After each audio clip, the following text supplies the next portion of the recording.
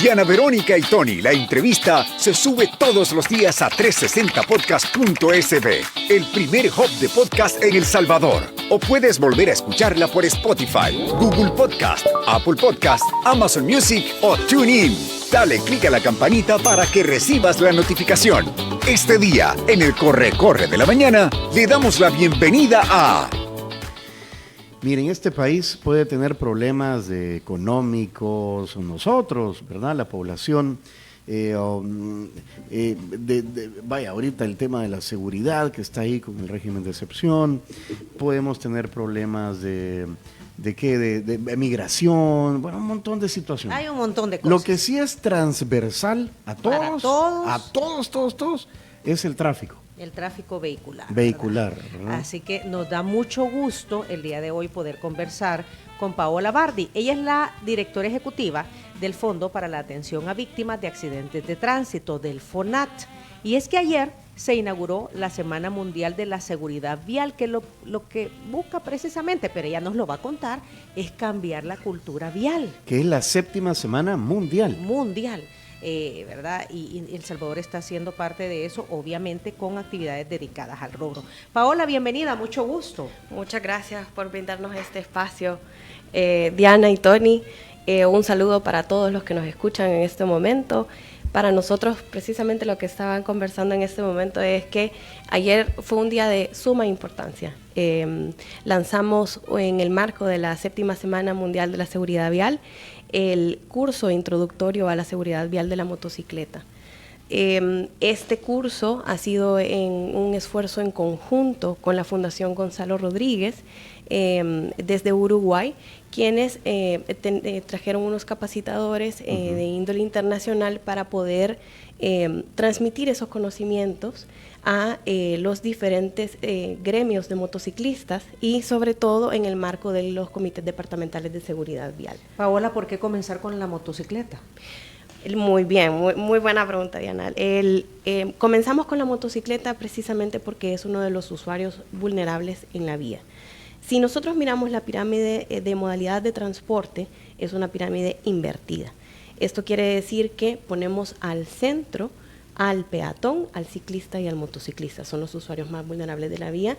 Al final, el motociclista responde con su cuerpo en cualquier tipo de accidente que pueda haber. Es el bumper, decimos nosotros, ¿verdad? Siempre. Exactamente. Ajá. Entonces, precisamente estamos enfocándonos en las diversas acciones que tenemos con los motociclistas.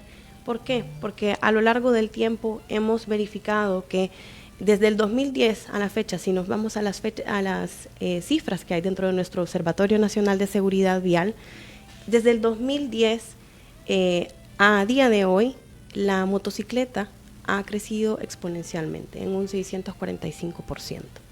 Eso significa que el crecimiento anual es del 19%. Ahora, si lo contrastamos con el parque vehicular, es decir, nos enfocamos nada más en carros, tenemos un crecimiento anual del 4%. ¿Qué quiere decir? Que la motocicleta ha venido creciendo de forma exponencial y más personas cada vez están comprando más motocicletas y para poderse transportar a cualquier parte del país. Se ha convertido en el medio de transporte preferido o al que opta la población. O de trabajo también. Ajá. Porque... Ahora, ¿qué tanto es Exactamente. de trabajo y qué tanto es de movilidad, Paola?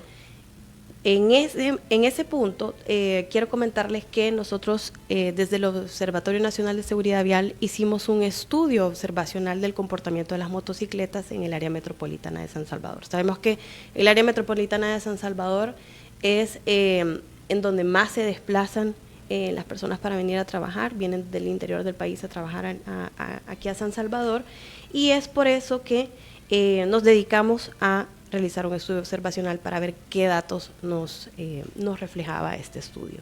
Y nos dimos cuenta que el 79% de las motocicletas son utilizadas para fines laborales. El 80%, vaya, para El 80%. En números redondos. 8 de cada 10 son utilizadas para trabajar. Así es. O sea, de esas 10, 2 son de transporte. Así es. ¿Por qué ha crecido? ¿Por qué la gente está comprando más motocicletas? Ahora las motocicletas se pueden comprar aquí en un centro comercial, es decir, a Es plazos. más fácil, es Sí, más fácil.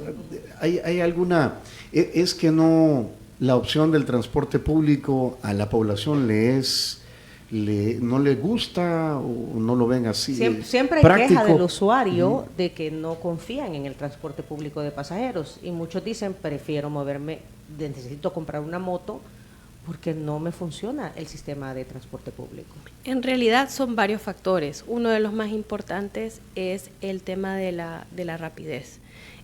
Hablábamos sobre que transportarse del punto A al punto B, en la mayoría de ocasiones a la mayoría de usuarios les resulta un poco más fácil moverse en motocicleta.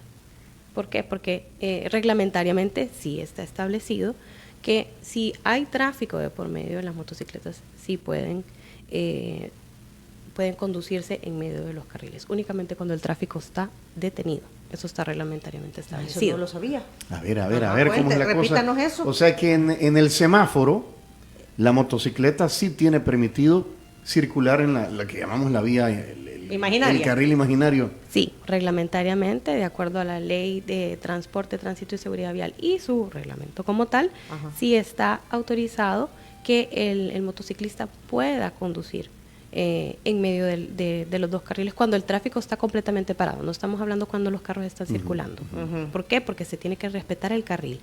El motociclista debe de ir en un carril, sí, en movimiento, cuando Así todo el es, tráfico cuando- está en movimiento. Exactamente. Ajá, entonces esto aplica, digamos, poniéndolo en la realidad, Paola, digamos el tráfico bajando los chorros. Normalmente en la tarde, noche está detenido. Sí. Allí la motocicleta puede avanzar si está detenido en medio.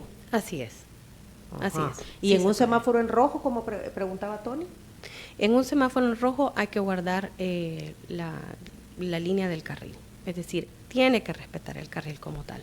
Si estamos hablando de que desea avanzar y llega al semáforo, Ajá.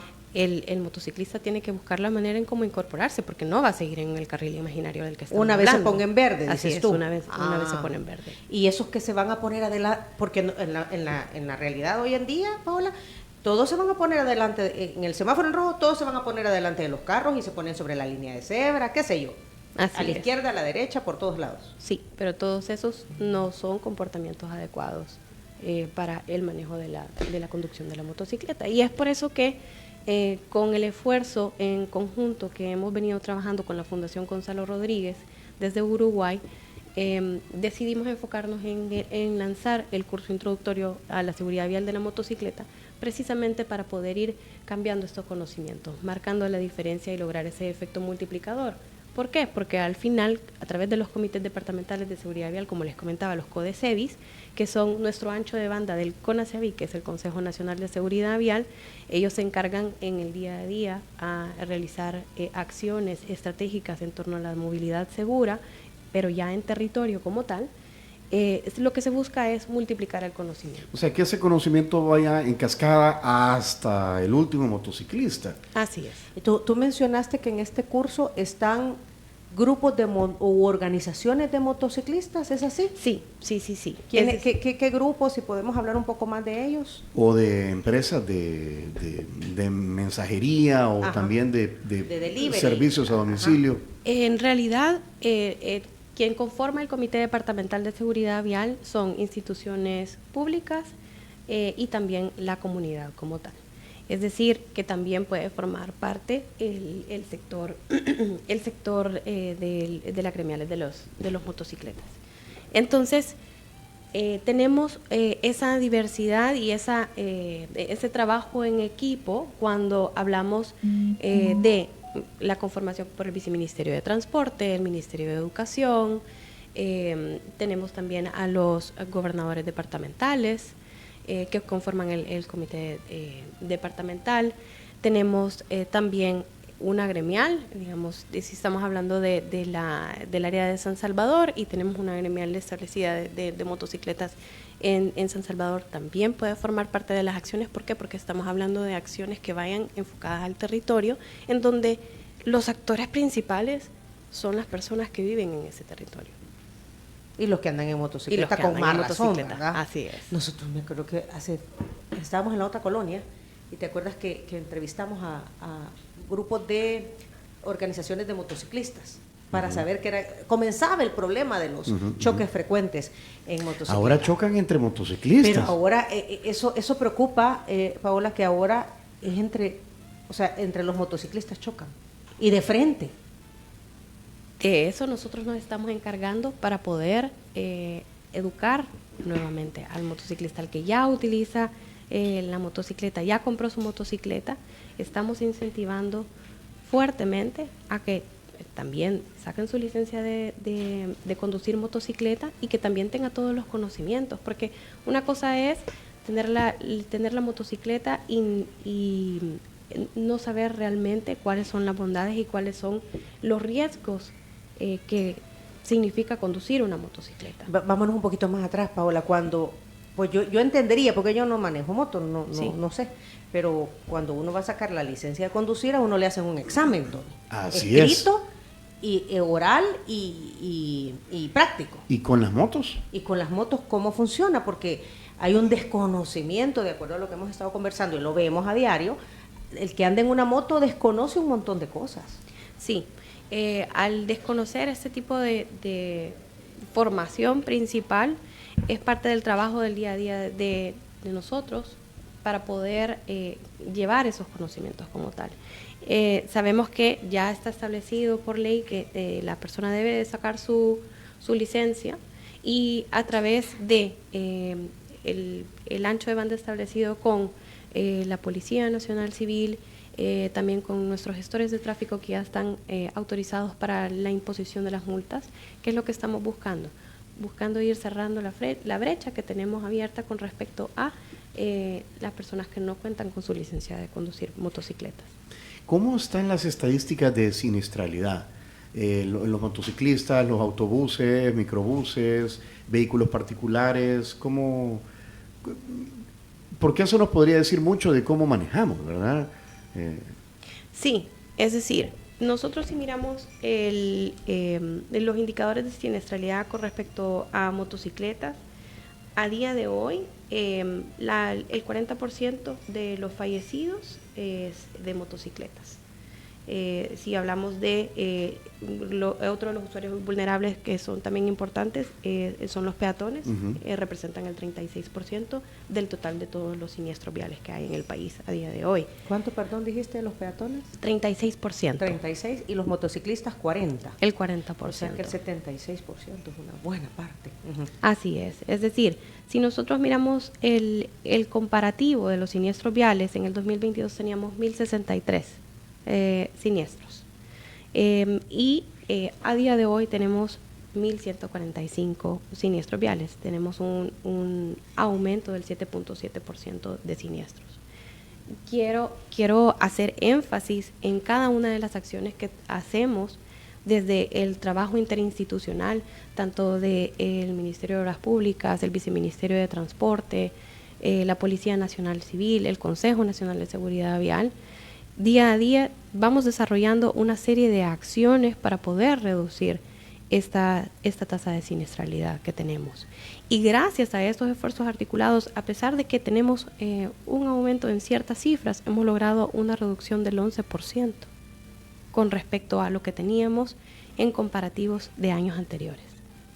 Es decir, poco a poco se requiere de un esfuerzo articulado como el que venimos desarrollando a lo largo de que se ha implementado este gobierno, y precisamente es para poder tratar de reducir los siniestros. Hay que recordar un punto importante en el marco de la 7ª Semana Mundial de la Seguridad Vial. Uno de los compromisos como país es llegar a reducir el 50% de las muertes en siniestros viales para el 2030. Esto va enmarcado en un plan estratégico de seguridad vial, el cual tiene diferentes aristas y el cual estamos trabajando día a día para poder llegar a esa reducción. Paola, es decir que la peor parte de los accidentes de tránsito o que pasan en las calles y carreteras se la llevan los motociclistas y los peatones. Así es. Ahí creo que lo que está pasando, por ejemplo, ahí en la Jerusalén es un cambio de enfoque. Con el semáforo para los peatones, quitaron la pasarela. Es decir, darle prioridad a los peatones, principalmente en este caso de la Jerusalén, a los peatones. ¿Es así ese cambio de enfoque? Sí, es decir, para nosotros, y si ustedes se han fijado, hemos venido trabajando fuertemente a través del FOVIAL y del Ministerio de Obras Públicas y el Viceministerio de Transporte la incorporación de las ciclovías y la demarcación de zonas peatonales. Ya se está trabajando en los semáforos peatonales también. ¿Por qué? Porque hay que recordar que al final de todo, lo más importante es la movilidad segura y sostenible de las personas. Queremos que las personas se muevan tranquilamente en la calle, sin tener temor a que vayan a sufrir un accidente. Se está creando la infraestructura necesaria para que las personas puedan movilizarse tranquilamente y no tener ese tipo de accidentes. Paola, no sé si hay cifras actualizadas, siempre los transportistas, los empresarios de transporte público de pasajeros u otras autoridades que tienen que ver con el tema nos han dicho que el 80% aproximadamente de la población se conduce a través del transporte público de pasajeros. Sí. Y que un 20% somos los que nos movemos a través de vehículo o de motocicleta, ¿verdad? Ese tipo de transporte. No sé cómo van esas cifras. ¿Se mantienen más o menos así? Sí, se siguen manteniendo. Hay que recordar que la incorporación o el aumento exponencial del que veníamos hablando de la seguridad vial de la motocicleta también ha tenido cierta variante de la movilización en temas de transporte público, pero los números se siguen manteniendo. Ok. Otra consulta, ¿cuáles son estas acciones porque tú decías, estamos realizando una serie de acciones para cambiar la cultura vial? Ya hablábamos de los semáforos inteligentes, los semáforos peatonales, los pasos de cebra, quitar pasarelas, ¿verdad? Para que la gente pueda conducirse también en la calle. ¿Qué otras acciones se están implementando? Desde el Consejo Nacional de Seguridad Vial se atacan diferentes aristas. Es decir, nos enfocamos en la prevención y en la formación en educación vial, es decir, vamos a nuestros niños, porque comenzamos con nuestra niñez. Sabemos que ellos son los mejores multiplicadores del conocimiento, van caminando en la calle con sus abuelitos o con sus papás y le pueden contar fácilmente qué es lo que aprendieron sobre el tema de seguridad vial en la escuela. Le recuerdan automáticamente a sus padres si se suben al vehículo que se pongan el cinturón de seguridad o que no vayan hablando por teléfono. Es decir, tenemos a los promotores estrellas que son nuestra niñez. Entonces nos enfocamos también en la conformación de comités de seguridad vial dentro de los centros escolares. En los centros escolares también nos enfocamos en los que están en zonas de alto riesgo, en donde todavía seguimos trabajando para tener una mejor infraestructura vial para que pueda ser un paso seguro para estas escuelas. Entonces desarrollamos una serie de programas enfocados a la niñez, en la formación en seguridad vial. Luego, miramos también todo lo que tiene que ver con la serie de implementación de campañas. Las campañas de seguridad vial son nuestro aliado también número 1. ¿Por qué? Porque al final estamos recordando constantemente a la persona los consejos de seguridad vial que son necesarios para todo el día. El cumplimiento de la Ley de Transporte, Tránsito y Seguridad Vial, que es sumamente esencial para todos nuestros día a día. Aparte también de las campañas que vienen de la mano de todas estas acciones, también tenemos las capacitaciones a empresas privadas y a y a instituciones públicas en temas de seguridad vial. Miramos todo el cumplimiento de la normativa, observamos también el manejo del estrés.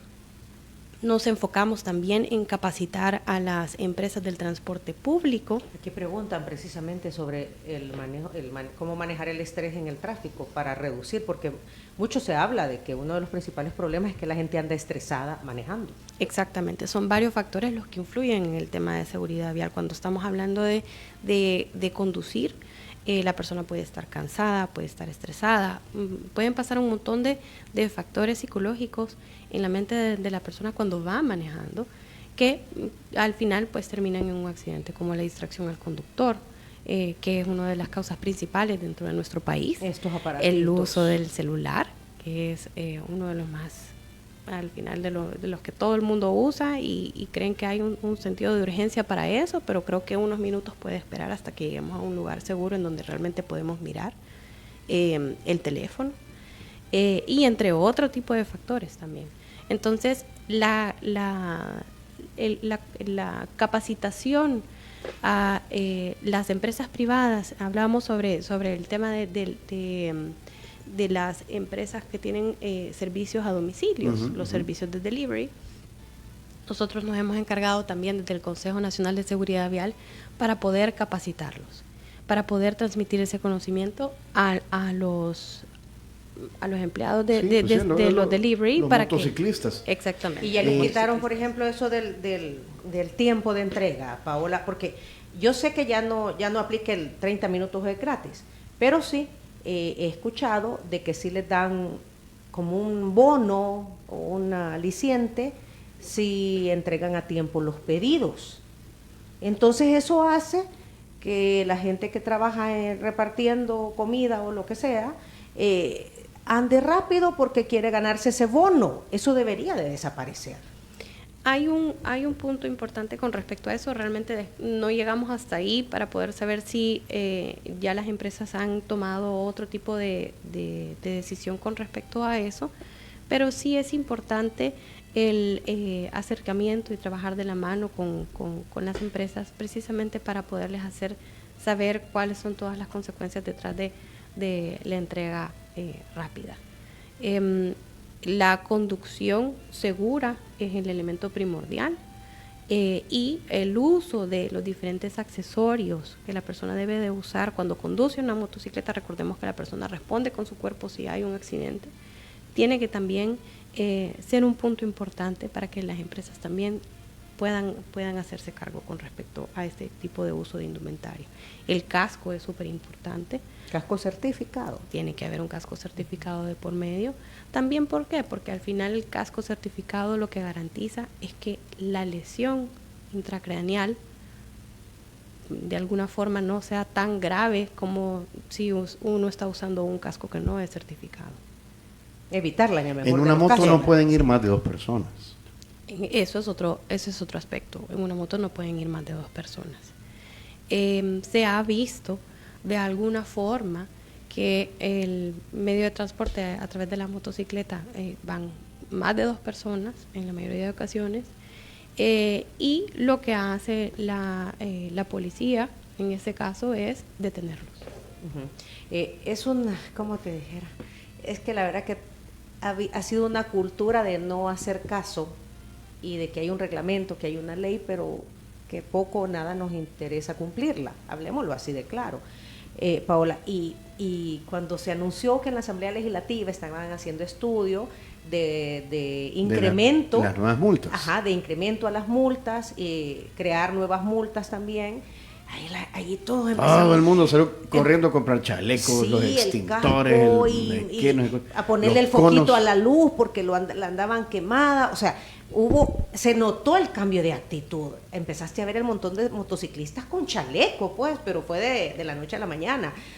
Desgraciadamente, solo así cambiamos. Y nos pasa, a mí me pasa en la Monseñor Romero, cuando hay gestores de tráfico, todo el mundo va en la línea. Cuando no hay gestor de tráfico, ahí se van pasando por los hombros.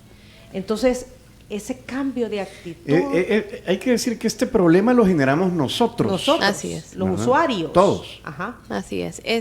Es un tema de responsabilidad compartida. Recordemos que la seguridad vial depende de todos los que hacen uso del sistema vial. Cuando estamos hablando de ese cumplimiento, la seguridad vial pues está compuesta por la formación. Tenemos que saber cómo, si estamos hablando del manejo de un vehículo, tenemos que saber cómo funciona, cómo se maneja. Si estamos hablando de la información, que es otro de los ejes estratégicos en el tema de la seguridad vial, tenemos que estar informados al respecto de cómo realmente debemos seguir conduciendo, y sobre todo de las buenas prácticas internacionales que han habido en otros países que han funcionado para reducir la siniestralidad y que también ya estamos trabajando en eso para poderlas aplicar aquí en el país. Aquí hay varias preguntas respecto a la educación del peatón. Sí. Paola, ¿qué se está haciendo al respecto? Porque, ya decían, se ha invertido la pirámide. El peatón es el más importante, ¿verdad? Al que hay que cuidar más porque es el más vulnerable. Pero el peatón también tiene que saber cómo conducirse en las calles. Creo que tenemos que irnos al punto un poquito para atrás y es la responsabilidad compartida. Es decir, no vamos a, no quisiera ponerlo así porque no estamos buscando culpables, porque hay dos temas ahí.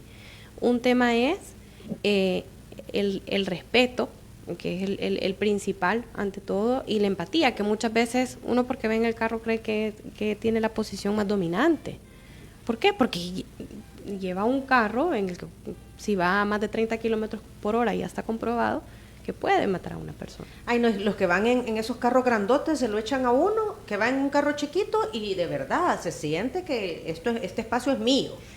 Y no debería de ser así, debería de ser al contrario. Entre los que manejamos, imagínate. Debería de ser al contrario. Pero ¿qué estamos haciendo con los peatones? También hay que transferir conocimiento ahí. O sea, también estamos hablando de que si vamos a formar a los conductores, también hay que formar a los peatones. Los peatones, ¿quiénes son? Somos todos. Todos en algún momento del día somos peatones, desde el momento en el que nos bajamos del carro, caminamos un poco en la calle, es decir... digamos, el peatón debe cruzar la calle en el paso de cebra. Debe cruzar en el paso de cebra. No en la mitad de la calle. No. Tienen que, ya pero están Diana, los... No, por eso Diana, digo. Subiendo del puerto, entre los separadores hay como espacitos. Ajá. Y ahí la gente... Mira, ahí hasta 5 personas a veces esperando cruzar la calle. Y vos decís, motociclistas se meten ahí. Aquí nomás en la zona rosa, compañero. Sí, en esos espacios. En esos espacios, en los... ¿Cómo se llaman? Los separadores. Sí. En la zona rosa, entre los separadores de allí se pasan las motos. Han habido muertos. Y no está permitido. Y no, pues sí, es que no son para eso. No está permitido. También, ¿qué viene en beneficio de nosotros? Hablábamos sobre que si ya vemos los controles vehiculares, nos alineamos, o la reciente aprobación en asamblea de las reformas y de las multas, ya comenzamos a ponernos en regla y necesitamos un poco de control. Hoy sí voy a comprar el extintor. Hay que comprarlo. No, exacto, no, es que muchos dijimos eso. Sí. Y el extintor, ¿lo ando, no lo ando? Si lo ando vencido, no aplica. Y estamos pendientes de esas reformas, por cierto, Tony, en la Asamblea Legislativa. Sí, porque entendemos que regresaron a la Asamblea. Con observaciones del presidente, así nos dijo el viceministro de Transporte. Nelson Reyes. Nelson Reyes, sí, así es. Entonces, ¿qué queremos decir con esto? Que sí es necesario el control, es otro de los ejes estratégicos de los que estábamos hablando. O sea, la vigilancia y control también tienen que ver con la formación y con la información. Es decir, ya sabemos cómo manejar, tenemos que realmente vigilar que efectivamente se estén cumpliendo las normas como tal. Para eso también se está renovando, aparte de la renovación del parque semafórico, también están las cámaras de fotomultas que en algún momento van a estar. ¿Por qué? Porque también nos permite tener esa capacidad instalada de vigilancia. Y qué triste, ¿verdad?, que tengamos que invertir en eso para hacer caso, pues cuando ese dinero se podría invertir en otras cosas. Toda defensa de hierro que sale de la carrocería de un vehículo debería ser eliminada, dice aquí nuestro amigo Mario Reyes. Permitirlas es que hay unos que andan con unos, ¿cómo se llaman? Mataburros. Pero es que en realidad son defensa, ¿verdad?, como su nombre lo dice, y eso es... Sí. O el otro tema, Paola... Hay unos buses que tienen unas puyas. Pero en los rines. En los rines. Que te da medio. Sí, o sea, eso no debería... Imagínate un peatón. Sí. Porque eso está a la altura de las rodillas de alguien. Sí, tenés toda la razón. Paola, hay otra situación que también obstruye la libre circulación, tanto para peatón como para automovilistas, el tema de que la gente estacione en las aceras. O sea, uno de conductor de vehículo debe hacer el alto antes del paso de cebra. Pero el problema es que si tú lo haces antes, como hay carros estacionados en la acera, tú si quieres cruzar no podés porque los carros están en la acera y de remate se estacionan en la calle, pero en eje preferencial, que también es prohibido. Claro. Y pasa en las dos calles principales de Santa Tecla, porque yo ahí vivo, por eso lo digo, pasa. Entonces uno tiene que ir de a poquito, irse saliendo, porque no ves. Claro. O sea, y eso no aplica, no se puede estacionar en las aceras y no se puede estacionar en ejes preferenciales. Exactamente, es parte de todo el reordenamiento que se está llevando a cabo dentro de la ciudad. Estamos trabajando con respecto a la implementación de unas nuevas reformas, ya lo mirábamos, un nuevo sistema de videovigilancia con respecto a esto, y también no dejar de lado también la parte humana, que es la formación constante. Estamos tratando de llegar a más personas, concientizando y compartiendo el mensaje de seguridad vial que llevamos a cabo. Porque al final para nuestro gobierno es sumamente importante y es prioridad la seguridad vial de todos. Okay, Muy saludos bien. aquí a todos los que están pendientes de la entrevista. Luigi desde California. Las barras dice, LED, dice qué buen Jimmy. tema. Jimmy dice, las barras LED. Sí, y el otro día vi un microbús, pero con esas luces azules abajo, Tony. Es que te dejan choco. Bueno, las LED, sí, sí. No, pero es que es abajo de la carrocería. Eso ya es que las luces dan al suelo. sentirte Toretto de O sea, de verdad. De Rápido y Furioso. Ajá, vos decís, ¿y esto qué onda? Y aquí están mandando, Mario Calero nos está mandando el tema de las personas estacionadas, bueno, de las personas que estacionan su vehículo en las aceras. Mira este gran pick-up. Eso en la es acera. eso es en el Boulevard Constitución. O sea, ¿cómo pues? Sí. Bueno, ojalá que todo esto irradie en cascada hacia abajo y llegue a quienes tienen que tenemos que cambiar de actitudes, ¿verdad? Así es decir, todo es poco a poco, y lo que vamos haciendo es el cambio de la conducta y la cultura vial de respeto. Bueno, nuestra invitada se tiene que ir un poco más temprano de lo habitual, es por eso que la vamos a despedir en este momento, pero le vamos a hacer entrega de un obsequio, gracias a Cherito Café, que no solamente le envía esta bolsa de Cherito Café, sino que también aquí viene entrando el barista Leonardo, aquí viene entrando con una Chemex. Una Chemex, así es. Chemex. Es el método de preparación del café, de Cherito Café. Con este café, perdón. Ajá, dele. Con este método obtenemos una taza muy limpia, un cuerpo muy brillante. Huele súper bien. Huele súper bien. No, es y- una variedad Vaya de Paola, dele con todo. ¿Qué tan cafetera es, Paola? Bastante. Bastante. Vaya. Muchas A ver, gracias, y entonces Leo. Leo de Cherito Café preparó Muchísimas un gracias Pacamara por Red este Honey en el método Chemex, ¿verdad? Y aquí le venite de estamos- este lado, Venite de este lado, de este sí, lado, de dale, este dale, lado. dale. Sabe Gracias. delicioso el café, muchísimas Ya gracias. lo probaste, Sí, rico. está Bueno, súper y rico. además a Cherito Café te envía esta bolsa de café también para que lo prepares ahí. Yo no sé si en la oficina, en la casa, ¿verdad? Y supuesto. sigas disfrutando. Este es un producto 100% salvadoreño. Hay dos variedades, el Zampacho Black Honey de la finca Las Veraneras y el Paca semilavado de la finca La Paz. Pero Leo nos amplía, Leo. A ver, porque viniste aquí con todos los... Todos los poderes. Con Bien todos los preparado. tiliches. Va, este café que está probando ahora es un Pacamara Red Honey, como ya lo dijo. Nos Tony. acercamos al micrófono, Perfecto. Leo. Ahí. Es un Pacamara Red Honey, como lo dijo Tony. Viene de la finca San Andrés de La Palma, el túnel, en Chalatenango. Ajá, ¿Verdad? muy bien. La preparación que se hizo fue un método Red Honey, que indica de que tiene poco contacto con el agua, casi mínimo contacto con el agua en la transición entre el grano y la taza, ¿verdad? Hasta que lo Es preparamos más puro. acá con unos métodos con tiempo, temperatura de agua. Si sienten, no está muy caliente, sino que está a una temperatura que el paladar puede captar los sabores Lo hiciste que para queremos. mí, porque yo soy naca para lo muy hirviendo, ¿verdad? Así No, que el esté en café. temperatura. Aquí van a disfrutar el sabor correcto del café. pues. Y el método que hicimos ahora es exclusivo para Qué eso. rico, qué rico. ¿Qué tal, Paola? Delicioso. Rico, ¿verdad? Sí. Como siempre, café 100% salvadoreños. ¿A dónde encontramos Cherito Café? Orgullosamente. Bueno, nosotros andamos itinerantes en varios puntos del Salvador, ¿verdad? Dentro del Cherito, que es un carro salvadoreño hecho acá, ¿verdad? Y distribuyendo café 100% salvadoreños, por supuesto. Y mira, ¿verdad? y el Cherito lo manejan Nítido. correctamente. Sí, don Jaime, que por ahí anda. Él es el No se el sube mero en las macizo. aceras, vea, no se estaciona en las No, aceras. no, ¿verdad? no. Cabal. Como es un carro que no tiene freno de mano por la época en la que fue creado, entonces hay que manejar con mucho más cuidado. Entonces, ¿cómo frena? ¿Y cómo? No, ¿Con qué- freno con de qué? mano. Freno de mano. Pues sí, por eso. ¿cómo Ah, frena no, cuando a está motor, estacionado? entonces Y dos ladrillos andan ahí. en ¿o dos no? ladrillitos ahí. No, sí es cierto, andamos dos pedazos de madera, dos tetuntes ahí, Ajá. para andar poniéndole.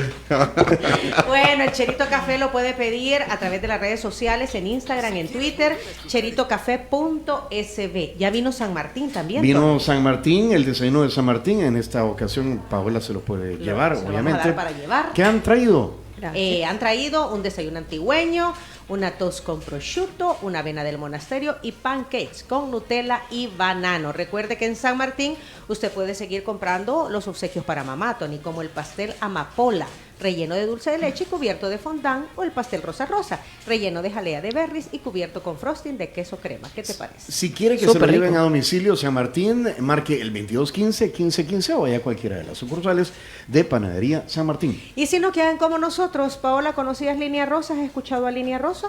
No. Línea Rosa es un servicio de transporte conducido por mujeres para transportar mujeres o necesidades de mujeres. Así que Línea Rosa nos transporta, por ejemplo, los desayunos desde una sucursal de San Martín hasta nuestra cabina.